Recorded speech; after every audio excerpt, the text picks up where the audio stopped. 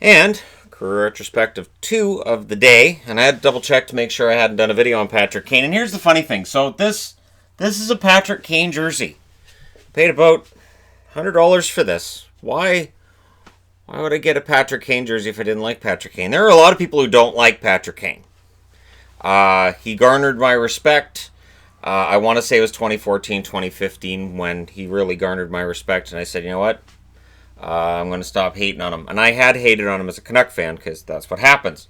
But Patrick Kane, a number 1 overall draft pick, who came in with a lot of expectation, and he's lived up to every single one of them. That being said, he does tend to fluctuate wildly throughout his career when it comes to the point totals. So, 2007, 2008, he comes into the league, 82 games played, 21 goals, 51 assists, 72 points, and he is the 2007-2008 Calder winner. So, Rookie of the Year, not a bad start for Kane, and of course, Kane and Taves are joined at the hip when it comes to Blackhawks from then on, even though they're not on the same line. You think Kane, you think Taves, you think Taves, you think Kane. 2008-2009, 80 games played, 25 goals, 45 assists, 70 points. And I don't have his playoff totals on here because we know he's excellent in the playoffs. And the awards say he's excellent in the playoffs, so we don't really need to get into the playoff stats a whole lot with him. 2009-2010, 82 games played, 30 goals, 58 assists, 88 points. This is the first year that he's above a point a game in his career, and they win the Stanley Cup that season. And he's a big part of the reason why they win the Stanley Cup that season. It is known as the Stanley Cup won by a team that didn't have a goalie. The reality is not true. Antoniemi played pretty darn well for them during those playoffs. He just didn't have to be a game stealer because you had Kane and Taves out there. And, of course, Duncan Keith on the blue line, respect given where it's deserved. 2010-2011, 73 games played, 27 goals, 46 assists, 73 points. So he's established a norm of about a point a game. And that's the expectation at this stage. 2011-2012, a bit of a down year for him offensively. 82 games, 23 goals, 43 assists, 66 points. So that's a down number. You know he's not going to end up being that low again because that is lower than any point total he had the rest of his career. 2012-2013, lockout-shortened season, 47 games played, 23 goals, 32 assists, 55 points. That's more like it. Now, 2012-2013 was the season where the Hawks just owned it. Lockout-shortened, and it's like they just went into their abbreviated training camp and said, all right, let's just win the cup now. And so they did. They made it look easy. Stanley Cup in 2013 and a Conn Smythe trophy to Patrick Kane. Patrick Kane absolutely owned it that year and was their most valuable player. 2013-2014, 69 games played, 29 goals, 40 assists, 69 points. And again, about a point a game. That's right around where his average is, about a point a game. 2014-2015, 61 games played, 27 goals, 37 assists, 64 points.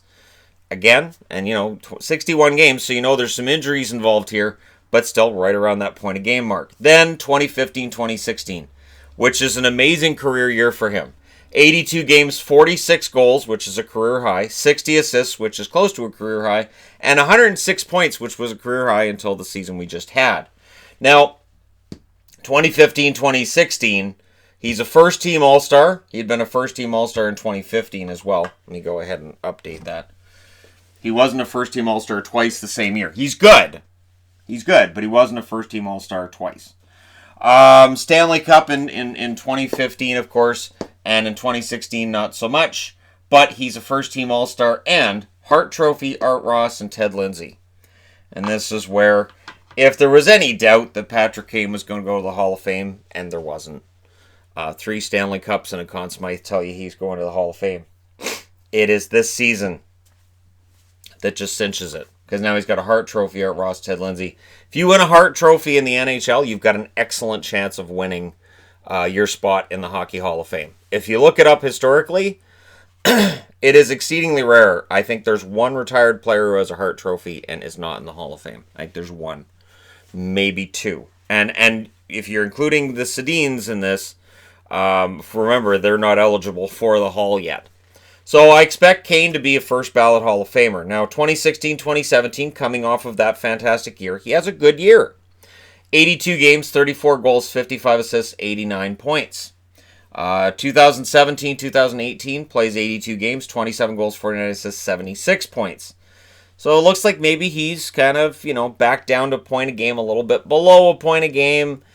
Is he going to be a 75-point player going forward? No. The season we just had, plays 81 games, 44 goals, 66 assists, 110 points. Career highs in assists and points. And just fantastic numbers. His overall numbers in his career, 903 games, 356 points, 582 assists, 356 goals, 582 assists, 938 points. Nailed it eventually. So when I look at Patrick Kane and where he's been and where he's at, like you look at the point swing from 76 to 110, that's huge. And it's one that surprised people. That's a 34-point increase playing one less game. Now, for me this year, I'm expecting probably about 95. Now, if he gets 95 points, that would be the third highest total in his career. So that's why I wanted to do this video today, much like with the Matt Duchene one I did this morning. Remember, this guy who scored the Cup-winning goal in 2010, first All-Star team 2015, 16, and 17, second All-Star team in 2010, because there's this Kucherov guy who had quite a year as well. And Patrick Kane has won a bunch of awards. I'm not saying he's done winning them, because I don't think he is. I would not be surprised if somebody told me he wins another Hart before his career's over. And when I did a video a couple weeks back saying the best wingers in the game, I had Patrick Kane at number 1. And I still believe that. And even if he scores 95 points this year, I'm still going to put Kane at number 1. The thing with Patrick Kane, the most impressive thing with Patrick Kane to me is not his points totals. They do fluctuate wildly. It's his game in general. And when he's not scoring points, he's still doing all the little things on the ice that you want to see your leaders do in order to win hockey games. This guy's a proven winner. This guy's one of the reasons why I never count Chicago out. I have Chicago in the West and Pittsburgh in the East. I never count either team out. Because as long as Kane and Taves are on the ice, as long as Crosby and Malkin are on the ice in the other coast, in the other conference, I won't count a team out. And for the Blackhawks, it was a great year for Kane. It's going to be difficult to replicate. And I think Chicago knows that. I think that's why in the offseason they've made quite a number of moves for a team that looked pretty darn good. You can say, well, they missed the playoffs. My answer to that would be, yeah, but they still looked pretty good. And if you eliminate the losing streak, I know eliminating the losing streak isn't possible, and it does speak to the team's overall standing. You take out that losing streak, they're probably a playoff team.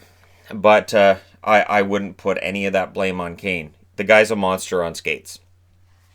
I just figure he's probably about 15 points above where he's going to end up next year. Does he get 100 points in back-to-back years? It can happen, but that 110 does look like that's his high watermark, that's his big season. But we'll see. And that's the wonderful thing when it comes to hockey is it is that unpredictable. Even a superstar player like Patrick Kane, you look at his point totals, he's all over the place. But he still ends up a little bit above point per game. That is where he ends up for his career, and this is the career of a Hall of Famer. Now, if he scores 44 goals again this year, he would finish the season with 400 overall, which isn't bad for a guy who's known more for his passing, more for his leadership than for his goal scoring. So, again, first ballot Hall of Famer, absolutely. One of the best players in the game, yep. One of the best players the last decade, sure. Did he belong in the top 100 players of all time when the NHL named it? Yes. I didn't have any debate with that. Of the current players that they put in the top 100 of all time, I had no problem with Patrick Kane. Dynamic, amazing player, and one of the best American hockey players to ever play in the NHL. So there you go. The career of Patrick Kane, let me know your thoughts in the comment section below as always. I'm just trying to think, there really isn't anything else for me to touch on here. It's really pretty basic. He's never moved on from Chicago. I don't think he ever does. I think he's a Chicago Blackhawk forever. And Patrick Kane, I will add this, I think at some point ends up being a coach in the NHL. Now, whether it's an assistant or a head coach, I don't know. But I think he does have that ability to lead and to instruct. And for that reason, he is one of the best players in the league. So, there you go. I have no hatred towards Kane or lack of respect. The guy's an amazing player. I just think this number is probably higher than we can expect from him going forward. Let me know your thoughts, as always, in the comment section below. Don't forget to hit like and subscribe if you're browsing your way through, you just happened upon this video. And thank you guys so much for watching and for all your support. I'll talk to you again soon.